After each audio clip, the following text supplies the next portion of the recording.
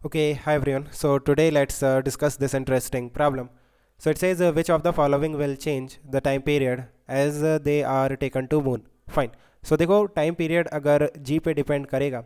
If time period is a function of small g, that is acceleration due to gravity, then अगर हम moon पे shift होंगे then time period change हो जाएगा, because जब हम moon पे shift होते हैं ना तो g का वैल्यू decrease हो जाता है, बाकी जो पैरामीटर्स हैं वो सेम रहते हैं. So let's see, simple pendulum का टाइम पीरियड कितना होता है, 2 pi under root of L/G.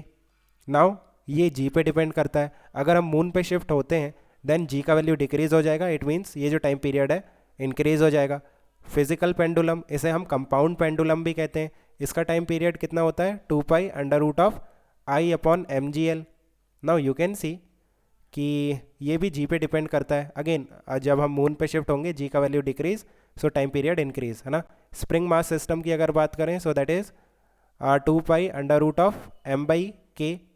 सो ये जी पे डिपेंड नहीं करता, so it will be constant, ये चेंज नहीं होगा.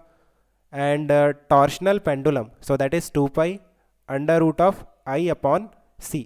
M की जगह I और K की जगह C. C क्या है, टॉर्शनल कांस्टेंट, है ना. सो अगेन ये भी जी के इंडिपेंडेंट है, सो ये भी चेंज नहीं होगा. So I think you have understood. Let me know if you still have any confusion. Okay, guys, keep working hard. Best of luck. Bye.